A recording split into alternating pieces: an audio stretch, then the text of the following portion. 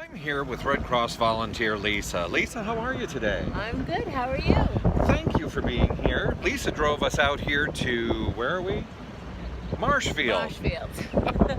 We're in the field in Marshfield, and we're here to check out and see what's happening with our residents out here. We want to make sure that everybody's getting what they need, and we're doing a little disaster assessment while we're here. Yep.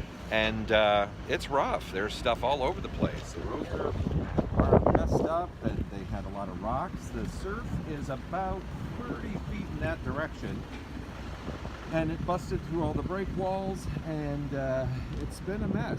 So we're out here. We drove through a lake to get to the street. We did. We drove through a lake to get to this street, but Lisa kept us safe. I'm visiting from New Hampshire and Vermont. Lisa's here from Massachusetts, and she's taking care of me. But that's what Red Cross volunteers do. They take care of people.